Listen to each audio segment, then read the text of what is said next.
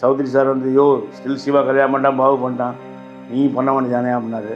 எங்கள் அம்மாட்ட சொன்னேன், பொண்ணெல்லாம் பார்த்தாங்க, எல்லா பேரும் சினிமாக்காரன் தரமாட்டேன்ட்டாங்க. அம்மா மாயண்ணை வந்திருக்காக, மாப்பிள்ளை மொக்கச்சாமி வந்திருக்காக, மற்றும் நம் உறவினர்கள்லாம் வந்திருக்காக, வாமா மின்னல். நெல்லை சிவாக்கு ஒரு ஃபோன் வருது. யாரடிங்க? ஹலோ அண்ணே, நான் எல்லம்மன் குமார் பேசுகிறேண்ணே. நெல்லை சிவா தானே? நெல்லை சிவான்னு ஃபோன் போட்டு அப்புறம் பேசுவோம். நெல்லை சிவான்னு பேசுகிறேன். அண்ணே, நாங்கள் ஒரு படம் எடுக்கிறோம். நானே எடுக்க வேணும்னு சொன்னேன், தரமாக எடுங்க. இல்லை இந்த படத்தில் உங்களுக்கு ஒரு டெர்னிங் பாயிண்டான கேரக்டர்ண்ணே. ஹீரோ தூக்கிட்டு என்னை போட போகிறீங்களா? மயில்சாமி, மனோபலா இவங்க இறப்புலாம் எனக்கு வந்து ரொம்ப தாங்க முடியும். என்னன்னா, மயில்சாமி பார்க்கில் பார்த்தோன்னே, எதுனா சாப்பிட்டியா, எப்படி இருக்க, சொல்லிங்க இருக்கா இல்லையா? நான் இல்லைண்ணே, சத்தி வீட்டுக்கு வா அப்படின்னு சொல்லி பணம் கொடுப்பார். நான் சினிமாவை நோக்கி நான் வரல, என்னைய நோக்கி தான் சினிமா வந்துச்சு. மதுரையில் ஒரு 7 வயசு இருக்கும், மீனாட்சி அம்மன் வாசலில் ஷூட்டிங் நடந்துச்சு. அந்த ஷூட்டிங் வேடிக்கை பார்த்துருந்தேன். அப்போ அங்கே ஒரு டைரக்டர் வந்து, தம்பிங்க வாப்பா அப்படின்னு, எங்கள் படத்தை நடிக்கிறானார். எங்கள் அம்மாட்ட வந்து சொல்லுங்கள் சார் அம்மா வந்து கேட்டாங்க. எங்கள் அம்மா போயிட்டு வரானாங்க 7 வயசுலே. அந்த படம் பேர் உயிரோவியம். அது திருமதி மெட்ராஸ் டு பாண்டிச்சேரி பண்ணாங்க டைரக்டர் தான். அது அந்த டைரக்டர் தான் போய் அதில் நடித்தேன். சின்னி பிரகாஷ் தான் ஹீரோ. அவர் கூட சின்ன பையன் அசிஸ்டண்ட் மாதிரி கூட வந்து நடித்தான். அதில் பிஜி கணேசன் ஒருத்தர் நட்பு கிடச்சிச்சு. அவர் ஒரு தலைவர், காங்கிரஸ்காரர். அவர் வந்து லட்சுமணா மாதிரி, அடுத்த வாரம் நீ வந்துடு, நைனான்னு ஒருத்தர் வராது, அவர் அறிமுகப்படுத்திக்கிட்டுறேன், அவனுக்கு நிறையா வாய்ப்பு கிடைக்கினார். அதே மாதிரி அவர் வந்தோடனே என்னை வந்து கூப்பிட்டு போனார். அவர் வந்து கிருபா சங்கர், அவர் எல்லா பேரும் செல்லமாக நைனான்னு தான் கூப்பிடுவாங்க. மணிவண்ணன் அவர் தான் அசிஸ்டண்டாக வேலை பார்த்தாரு. நைனா அதை விட ரகசியம் படம் பண்ணார். அதுக்கப்புறம் பருவத்தின் வாசலில்லை, புதியகம் பிறக்கிற ஒரு படம் பண்ணார். என்னை கூப்பிட்டாருன்னா, நல்ல பையனாக இருக்காயா அப்படின்னு சொல்லிட்டு புதியகம் பிறக்கிறது ஒரு படத்தில் ஒரு சாங்கில் ஆட விட்டார். அப்போ சின்ன பையன். அப்புறம் நல்லா மெச்சூரிட்டியாக நான் 9வது படிக்கும்போது நைனா வந்துட்டு விஜயகாந்த் கூப்பிட்டு, அந்த லட்சுமி தான் கூப்பிட்டு வாயா அப்படின்னாரு. போனோம். டேய் உன்னை மாதிரி நல்லா பாரதராஜா தேடிட்டு இருக்காரு அப்படின்னு சொல்லிட்டு என்னை ஃப்ளைட் டிக்கெட் போட்டு கூப்பிட்டு வந்தார் மெட்ராஸ்க்கு. ஃபஸ்ட்டு வந்து பாரதராஜா ஆஃபீஸ் இளையமன் காலனி, நைனா வீடு அங்கே தான் இருக்குது. பாம்புக்கு ரூம் போட்டு ட்ரெஸ்லாம் எடுத்து கொடுத்துட்டு போய் பாரதராஜா பார்த்தோம். பாரதராஜா பார்த்தோன்னே, நைனா பையன் அப்படியே ஐயர் பையன் மாதிரி சூப்பராக இருக்கான், ஆனால் மீசையெல்லாம் முளையுங்க நைனா, சின்ன பையனாக இருக்கான், எதுக்கு 3 நாள் வெயிட் பண்ண வைங்கன்னாரு. 3 நாள் வெயிட் பண்ணோம். வெயிட் பண்ணதுக்கப்புறம் 3ஆம் நாள் கார்த்திக் கிடச்சிட்டாரு. அதுக்கப்புறம் கார்த்திக் வச்சாங்க. அந்த படம் தான் அழகில் ஓய்வு இல்லை. கார்த்திக் இல்லைன்னா நீங்கள் தான் ஹீரோ ஆகிடும். ஆமாம், என் முன்னாள் வெயிட் பண்ண சொன்னாங்க. கார்த்திக் ஹீரோ ஆகிட்டார். ஆனால் அதுலேருந்து நான் மதுரைக்கு போனேன். எல்லாம் பசங்களாம் கிண்டல் பண்ண போகிறாங்க, நல்லா பாரதராஜா நடிக்கிறேன்னு போய் சொன்னேன் அப்படின்னு சொல்லி கிண்டல் பண்ணாங்க. ரொம்ப மனசு கஷ்டமாச்சு. அப்படியே சென்னைக்கு வந்தேன். ஏதாவது ஒரு படத்தில் ஒரு சீன் தலையை காமிச்சா மதுரையை பார்க்கணும்னு சொல்லிட்டு மெட்ராஸ்க்கு வந்துட்டேன். 7 வருஷம் எங்கள் அம்மா அப்பாலாம் பார்க்கல. புது வருஷத்துங்கிற படம் ரிலீஸ் ஆச்சு, அதில் ஒரு சீன் வருவேன். அது வந்த பிறகு மதுரைக்கு வந்தேன். அது வந்து டைரக்டர் வந்து லட்சுமணா, நீங்கள் நடிக்கிறத விட மேனேஜர் வேணையும் பாரு, நடிச்சுக்கிட்டு மேனேஜர் வேலையும் பார்க்கலாம்னு சொல்லி அவர் தான் கார்டெலாம் எடுத்து கொடுத்தாரு. சொன்னது யாருன்னா விக்ரமன் சார். பெருமொழி படத்துலேருந்து எனக்கு கார்டு எடுத்து கொடுத்து வேலை பார்த்தோம். ரொம்ப விக்ரமன் சார் என் மேலே அவ்வளோ மரியாதை, நம்பிக்கை. அவர் வீட்டு ரேஷன் கார்டில் கூட என் பேர் தம்பின்னு இருக்கும். அதுக்கப்புறம் நாங்கள் சூரியபுரம் ஒர்க் பண்ணும்போது சவுதி சார், எங்கள் படம் ஒர்க் பண்ண மாட்டேங்கன்னாரு. நீங்கள் ஒர்க் பண்ணுறேன்னா போய் டைரக்டர் கணேஷ் சார் படம் ஒர்க் பண்ணு. அப்படியே சவுதி சார் படத்தில் எல்லாம் ஒர்க் பண்ணியிருந்தோம். நான் தான் கேஷியரு. என்கிட்ட எப்போவுமே 5 லட்ச ரூபா இருக்கும். ஏதோ வெளியில் சொல்லி போனால் கூட அங்கே என் பேரில் அக்கௌண்ட் ஓப்பன் பண்ணுவார். அவ்வளோ நம்பிக்கை. 5 லட்ச ரூபா, நீங்கள் 5 பைசா 5 ரூபா தர மாட்டாங்க, 5 லட்சம் ரூபா என் கையில் இருக்கும். நானும் டெய்லி ஸ்டேட்மெண்ட் எடுத்து அனுப்பிச்சி விட்ருவேன். அவ்வளோ விசுவாசமாக நாங்கள் வந்து சௌத்ரி சாருக்கு வேலை பார்த்தோம். நானும், பாபுராஜா, கணேஷ் சார், செந்தில் சார், அதெல்லாம் மறக்கவே முடியாது. அப்புறம் விக்ரம் சாருக்கு வந்து கோகுலம், அதுக்கப்புறம் புதிய மன படம் வந்து சரியாக போகல. உடனே ரொம்ப அப்செட்டாக இருந்தார். அந்த மாதிரி சவுதி சார் இருந்தும் அழைப்பு வந்துச்சு. போய் பார்த்தாரு. போய் பார்த்தவொடனே பூவே வணக்கா கதையை சொன்னார். கதையை கேட்டோன்னே சவுதி சார் உடனே பண்ணியானார். அப்போ விஜய் வந்து நாங்கள் அறிமுகப்படுத்தினோம். அந்த படத்தில் ஏற்கனவே நடிச்சிருக்காரு.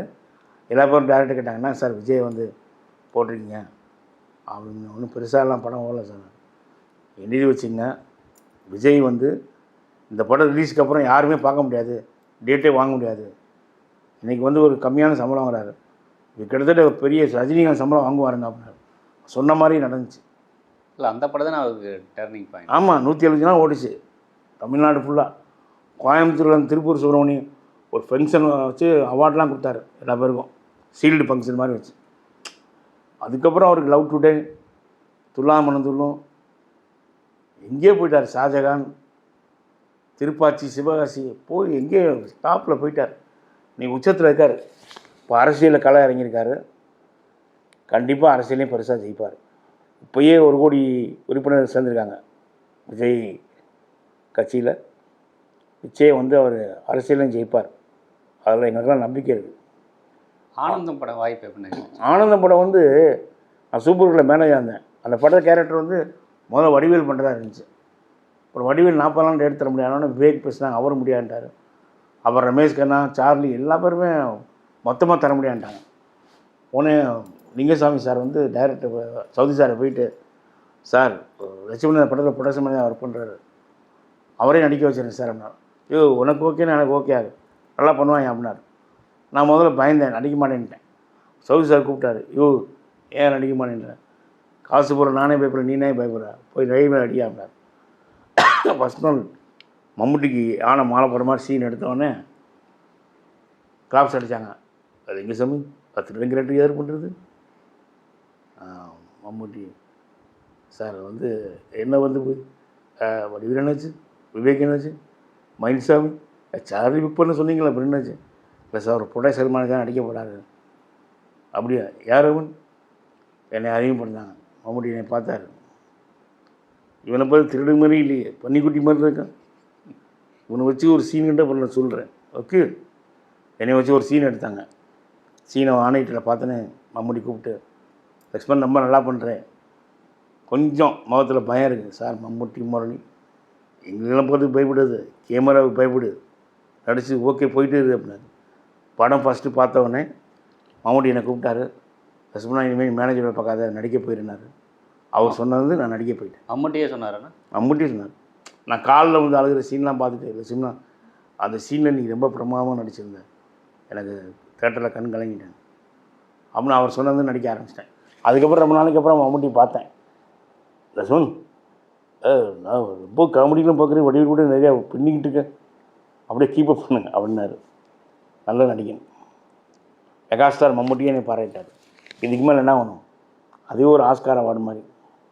இந்த அரசு பட காமெடினா நாங்கள் சின்ன வயசில் இருக்கும் போது அந்த கோட்டரில் உடச்சிட்டு கத்தியில் கோடு போடுவீங்களே, அதெல்லாம் எப்படின்னு? அது வந்து டைரக்டர் தான் சொல்லி கொடுத்தாரு. அந்த சீன் எடுத்தது வந்து பீட்டர் கெயின் மாஸ்டர்.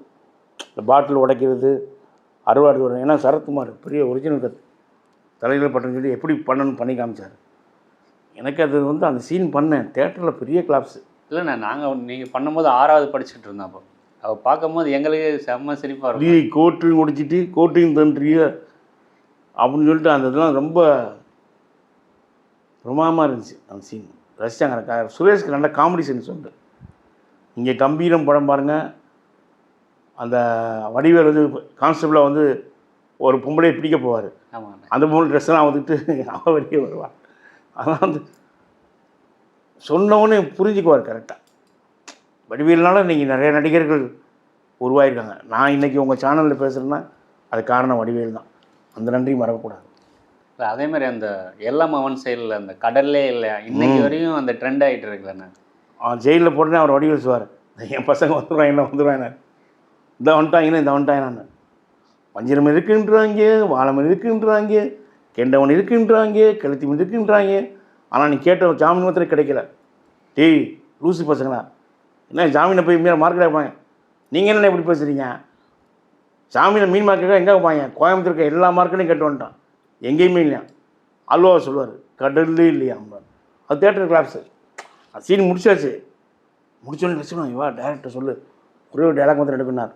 போன திருப்பி லைட்டிங் பண்ணி, அல்வாஸ் நான் சொல்கிறது பாரு சொல்லு, கடல்லே இல்லையா சொன்னார். தேட்டர் பெரிய கிளாப்ஸ். அதை வடிவேல் சார் சொல்லி கொடுத்தாரு. ஆமாம், மேக்ஸிமம் கூட நடிக்கிறவங்களும் அவர் தான் சொல்லி தருவார்.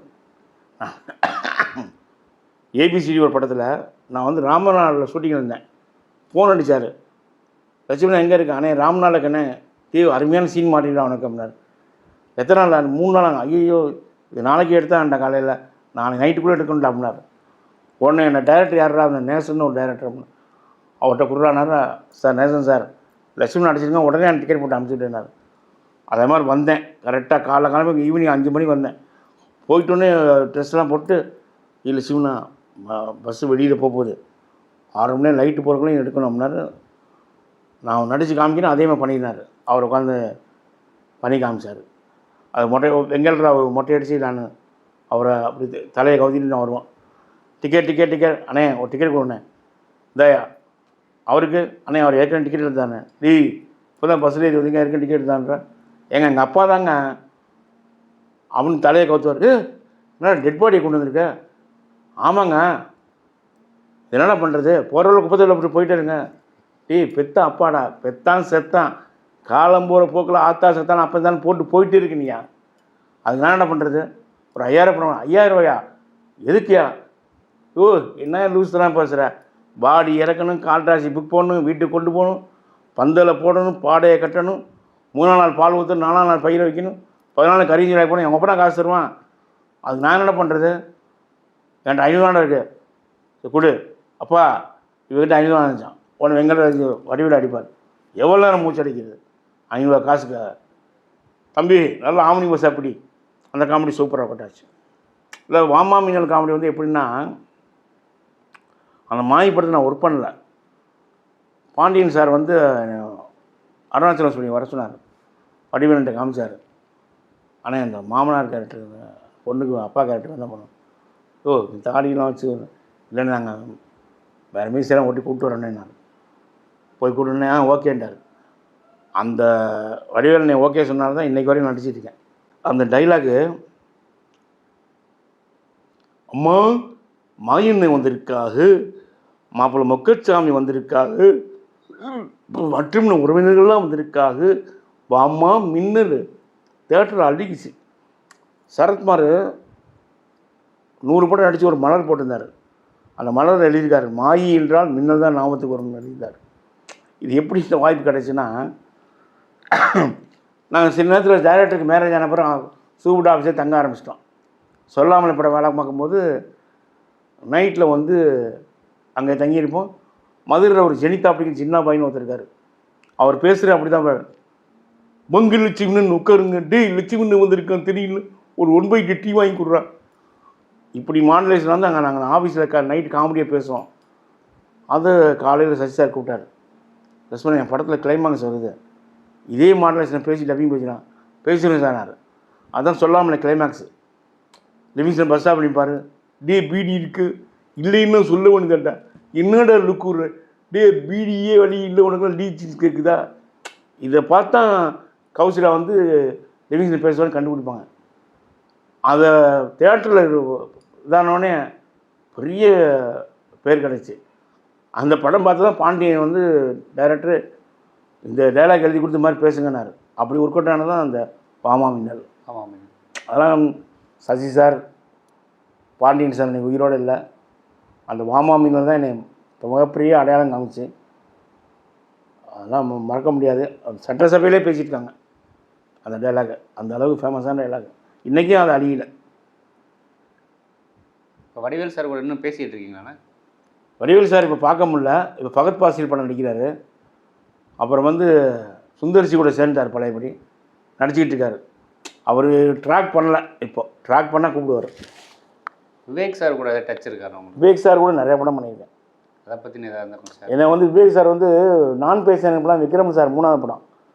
அந்த படத்தை போது விவேக் சார் குளத்துக்கு உட்காந்து கல் போட்டே இருப்பார். ஒருத்தர் வந்து என்னப்பா ஒரே சோகமாக இருக்க, வாழ்க்கையே சோகம்டா. அப்படின்னா சோகம், உன்னால் ஒரு இட்லி கூட வாங்கி தர முடியுமா? முடியாது. அட்லீஸ்ட் ஒரு அளவு சாப்பாடு, நோ சான்ஸ். சிங்கி டீ வாய்ப்பே இல்லை. டமான்னு விவேகானந்தர் அடிப்பார். அப்புறம் கூட 1000 கேள்வி கேட்குறேன். என் வாழ்க்கையில் சோகம் இருக்குது இல்லாமல் இருக்கும், அதை பற்றி கேட்குறேன், நீ யார்றா?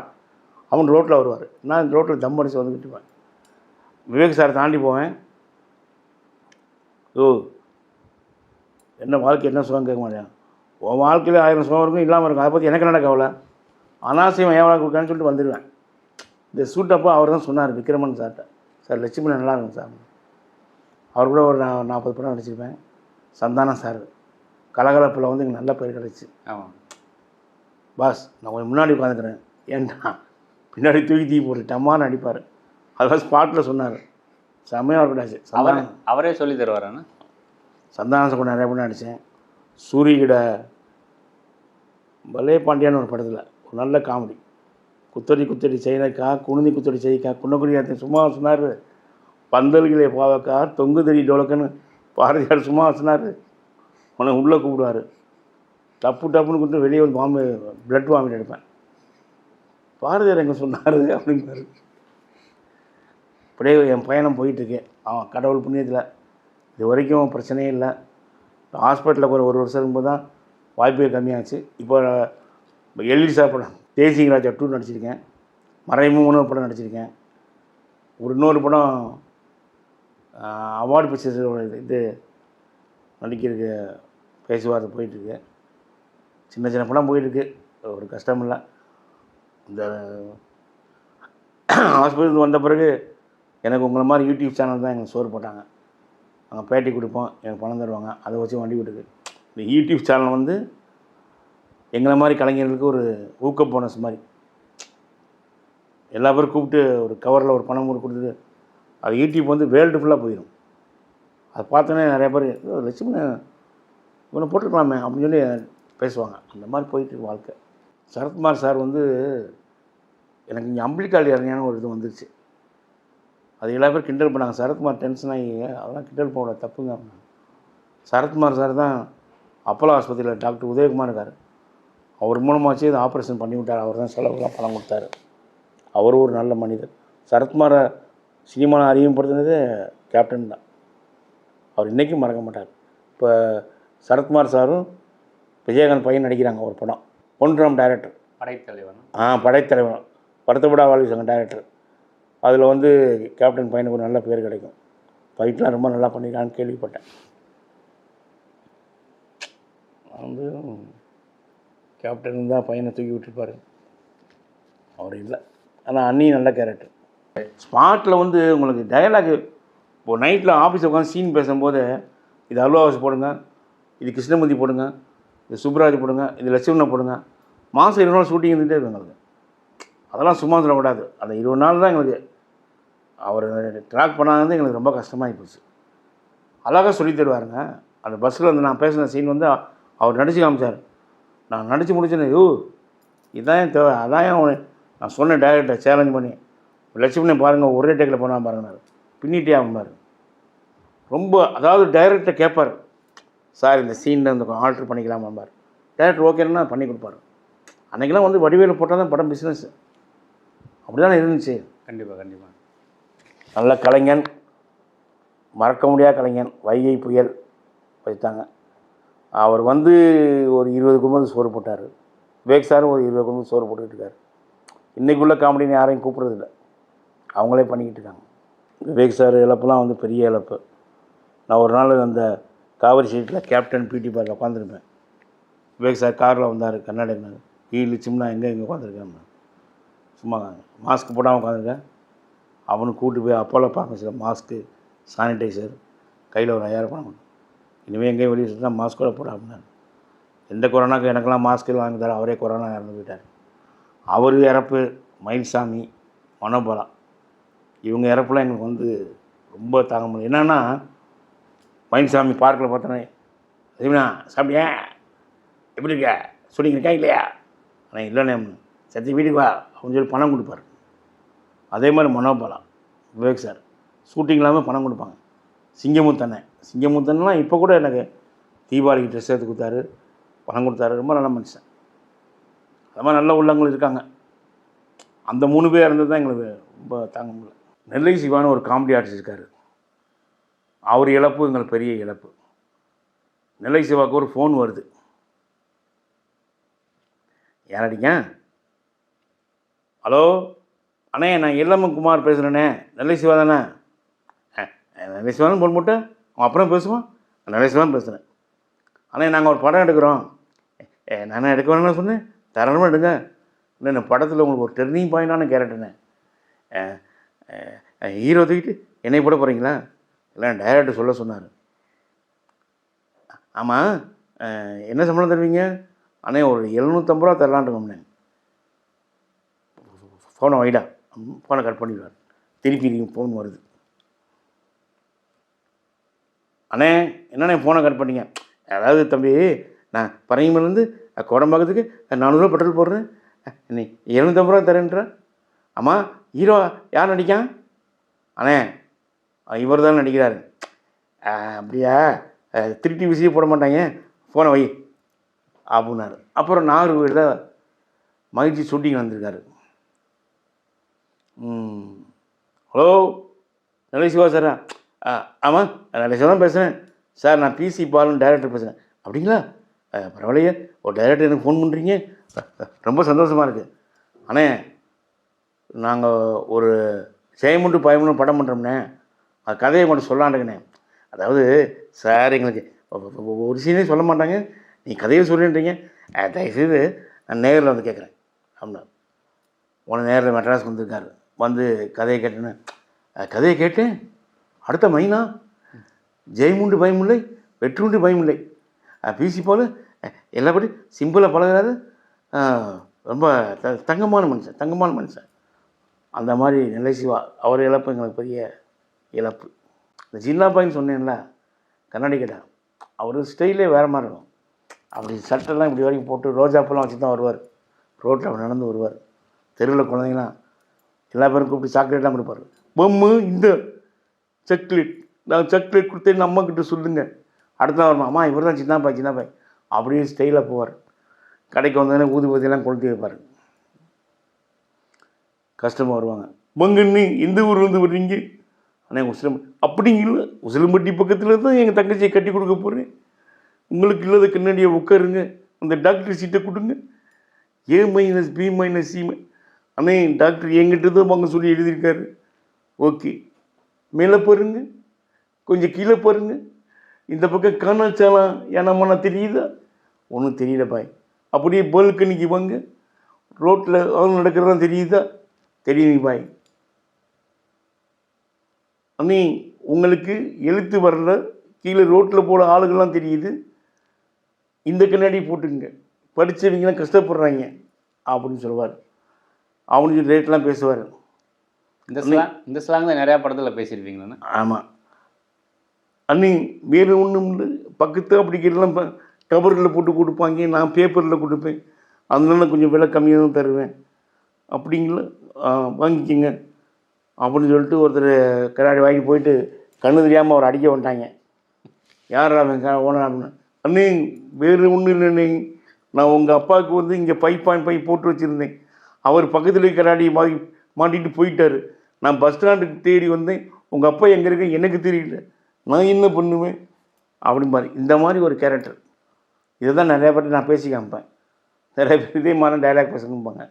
ஆனால் அதே மாதிரி இன்னொரு விஷயம் கேள்விப்பட்டோம், நீங்கள் இன்ன வரையும் திருமணம் பண்ணிக்கவே இல்லைன்னு, என்னென்ன காரணம்? அதாவது நான் மேனேஜராக வந்து சினிமாவில் ஜெயிச்சு கார்டு எடுத்த உடனே சௌத்ரி சார் வந்து, யோ ஸ்டில் சிவா கல்யாணம் பண்ணிட்டான், பாவு பண்ணிட்டான், நீ பண்ண வேண்டியதானே அப்படின்னாரு. எங்கள் அம்மாட்ட சொன்னேன், பொண்ணெல்லாம் பார்த்தாங்க, எல்லா பேரும் சினிமாக்காரன் தரமாட்டேன்ட்டாங்க. அதுக்கப்புறம் எங்கள் அக்காவும் ட்ரை பண்ணாங்க. கேரளாவில் அவன் தம்பி இருக்கான், அவனும் பார்த்தான், யாருமே சினிமாக்காரன் தரமாட்டேன்ட்டாங்க. அப்போ ஐடி ஸ்டூடெண்ட் தான் ரொம்ப ஃபேமஸாக தான், அவனு தான் கொடுப்பாங்க. ஆனால் இப்போ வந்து எல்லா பேரும் சினிமாக்காரங்க கொடுக்காம விட்டோமே, சினிமாக்காரங்களை போய் எல்லா பேரும் தப்பாக சொல்கிறாங்க. ஆனால் கிடையாது. சினிமாவில் எவ்வளோ பெரிய நல்ல மனுஷன் இருக்காங்க, சிவகுமார், எவ்வளோ பேர், அதெல்லாம் சும்மா கதை. சத்யராஜ் சார், அது நான் மேனேஜர் வேலை பார்க்குறேன்னா, மேனேஜர் வேலைன்னா உங்கள் தப்பான பழக்கங்கள் இருக்கும் அப்படின்னு சொன்னாங்க. அதெல்லாம் கிடையாது. கிடைக்காது என்னுடைய பாக்கியம். நான் இப்போ அப்துல் கலாம், வாஜ்பாய் மாதிரி, மம்தா பானர்ஜி மாதிரி வாழ்ந்துக்கிட்டு இருக்கேன். நானே சமைச்சு சாப்பிட்டுக்கிறேன், ஒரு குறையும் இல்லை. இப்போ என்ன இருந்தாலும் இப்போ ஓகேண்ணா, இன்னும் காலங்கள் போக போக அப்படி கிடையாது. கடைசி காலத்தில் உங்களை பார்த்துக்க ஒரு பொண்ணு வேணும்பாங்க. வர பொண்ணு சீக்கிரம் வந்து அவளை தூக்கி நம்ம தான் சுற்றிட்டு இருக்கணும் அப்படின்னு நினச்சிப்பாங்கல்ல. நான் ஒன்றும் அப்படியே கடைசி வரைக்கும் அப்படியே இருந்துருவாளா? அவளுக்கு உடம்பு சொன்னால் நம்ம தான் தூக்கிட்டு சுற்றிக்கிட்டு இருக்கணும். அதனால் வந்து மேரேஜ் நான் அவாய்ட் பண்ணிட்டேன். ஐடியா இல்லை. எவ்வளோ பேருங்க நீங்கள் இன்றைக்கி சினிமாவில் அசோசியேட் டைரக்டர் நிறையா பேர், ஒரு 55 பேர் கல்யாணம் பண்ணாமல் இன்னும் வாழ்ந்துட்டு இருக்காங்க. அது கல்யாணமும் வீடு கட்டுறதும் அமைப்பு தான். அது இல்லைன்னா ஒன்றும் நடக்காது. இப்போ சொந்தக்காரங்கன்னா ஊரில் எல்லாம் இருக்காங்களா? எல்லாம் இருக்காங்க. அக்கா இருக்காங்க, இங்கே ஒரு அக்கா இருக்காங்க அமைஞ்சு பருத்திப்பட்டில். அவங்க எனக்கு ஏதாவது நான்வெஜ் வேணால் பண்ணி கொடுத்துடுவாங்க. அப்புறம் அண்ணன் பெரியண்ணே மதுரையில் இருக்கார். மதுரையில் 4 எட்ட பையன் ராமன் அங்கே இருக்கார். அவர் ஆர்கெஸ்ட்ரா வச்சுருக்காரு. தம்பி ஒருத்தர் இருக்கார், டூரிஸ்ட் கைடாக இருக்கார். நல்ல குடும்பம். அந்த கேரளா தம்பி தான் இறந்து போய் தவறி போயிட்டார் கேன்சர் நோயால். அதனால் எனக்கு வந்து எந்த கஷ்டம் இல்லை. நான் என்னால் முடிஞ்ச உதவியை என் கூட பிறந்தவங்க நான் செஞ்சு வச்சுக்கிட்டு இருக்கேன். இப்போ அவங்களுக்கு அண்ணன்னு சொன்னீங்களா, தம்பி அண்ணன், அவருக்கு குழந்தைகள் இருக்கா? கல்யாணம் பண்ணிட்டார்? ராமனுக்கு குழந்தை இல்லை. ம். பெரிய அண்ணனுக்கு இருக்கு 3 பசங்க, எல்லாம் கட்டி கொடுத்துட்டாரு. அவர் பில்டிங் கான்ட்ராக்டர், பில்டிங்லாம் கட்டி கொடுக்குறவர். 2வது அண்ணன் ஒரு வாத்தியார், அவர் இறந்து போயிட்டார். ராஜலட்சுமி, முத்துலட்சுமி, அதில் முத்துலட்சுமி இங்கே இருக்காங்க, ராஜலட்சுமி தவறி போயிட்டாங்க. சமீபத்தில் அந்த 2வது பையனுக்கு கல்யாணம் ஆச்சு, அதெல்லாம் போயிட்டு வந்தேன். ஒரு குறையும் இல்லை. எல்லா பேரும் என் மேலே பாசமாக இருப்பாங்க. எனக்கு ஒன்றுனா உயிரை விடுவாங்க. எங்கள் அக்கா சொன்னவொன்னே, அக்கா எனக்கு மீன் சாப்பிட ஆசை, கட் பண்ண அடுத்த நிமிஷமே எங்கள் அக்காவை என் கொண்டு வந்துடுவான். நல்ல குடும்பம், அதெல்லாம் வந்து மறக்கக்கூடாது. சவுதி சார் மறக்க மாட்டேன், விக்ரமன் சார் எல்லாம் மறக்கவே மாட்டேன். பாபுராஜா தவறி போயிட்டார். அவர் தான் எனக்கு வந்து கொஞ்சம் ப்ரொடக்ஷன் மேனேஜர் எல்லா வேலையும் சொல்லி கொடுத்தாரு. ஸ்டில் சிவாவும் இறந்து போயிட்டார். என் சின்ன வயசுலேருந்து ஃப்ரெண்டு. நான் தான் அவனை மெட்ராஸுக்கு வந்தோடனே அவனை கூட்டி போய் விக்ரம் சார்கிட்ட ஸ்டில் போட வர அறிமுகப்படுத்தி விட்டேன். ஒரு ஆக்சிடெண்ட்டில் இறந்து போயிட்டார். ஆனால் நண்பர்கள்லாம் இன்றைக்கி இருக்காங்க. ராஜ் கபூர் சார் எனக்கு எதனாலும் ஹெல்ப் பண்ணுவார். Director Bakkiyanathan, Annadurai sir, Vikraman sir, அக்கா விக்ரமன் சார் மனைவி என்னால் மறக்கவே முடியாது. அப்படி வீட்டில் சோறு போட்டு என்னை தங்க வச்சுருந்தாங்க. அதான் யாருமே செய்ய மாட்டாங்க. சார், நீங்கள் மேனேஜராக இருக்கும்போது நிறைய பேர்த்த வளர்த்து விட்ருப்பீங்களே. இப்போ உடம்பு சரியில்லாத போது யாராவது உதவி பண்ணாங்களா அவங்களுக்கு? நிறைய பேர். எனக்கு ஆஸ்பத்திரியில் ஒரு பையன், பெருமாங்கிற பையன் 6 மாதம் கூடயே படுத்து கிடந்தான். நிறைய பேர், எல்லா பேரும் வந்துட்டாங்க. ஆஸ்பத்திரிலேயும் சொல்லிட்டாங்க, நீங்கள் யாராவது வந்தால் வெளியில் வச்சு பாருங்கள், பக்கத்தில் ரூம் இருக்குது அப்படின்ட்டாங்க. அவ்வளோ கூட்டம், எல்லாம் காமெடி ஆர்டிஸ்ட் வந்துட்டாங்க. இது பத்திரிக்கைக்காரங்க பேட்டி வேறு, அதுக்காக வெளியில் பத்திரிக்கை பேட்டி கொடுத்து அப்போ உள்ளே போயிடுவேன். நிறைய பேர் உதவி பண்ணாங்க. அதில் வந்து விஜய் டிவி பாலா பெரிய தொகையை கொடுத்தாரு. அப்புறம் கேமராமேன் திவாகர், நான் எங்கள் வீட்டு மீனாட்சி நடித்தேன், அவர் வந்து ஒரு பெரிய தொகை கொடுத்தாரு. ஜீவா சௌத்ரி சார், இன்றைக்கி ஜீவா மாதம் மாதம் எனக்கு பணம் போட்டு விடுறாரு செலவுக்கு. விஜய் டிவி பாலா எப்போ வேணாலும் நீங்கள் கேளுங்க. அப்போ நங்கநல்லூரில் ஒரு பழக்கடை வச்சுருக்காரு ஒருத்தர், பாலமுருகன் சொல்லிட்டு, அவர் மாதம் மாதம் எனக்கு உதவிகள் பண்ணிட்டு வர்றார். நான் காவேரி ஸ்ட்ரீட்டில் ஒரு கேப்டன் பியூட்டி பார்லரில் உட்காந்துருப்பேன். அங்கே தான் நிறைய பேர் பழக்கமாகிடுச்சு. அந்த பியூட்டி பார்லர் ஓனர்ஸே எனக்கு நல்ல நண்பர்கள். எனக்கு ஷூட்டிங்லாம் கவலைப்படாதீங்க அப்படின்னு சொல்லிட்டு பணம் ஹெல்ப்லாம் பண்ணுவாங்க. அதெல்லாம் மறக்க மாட்டேன்.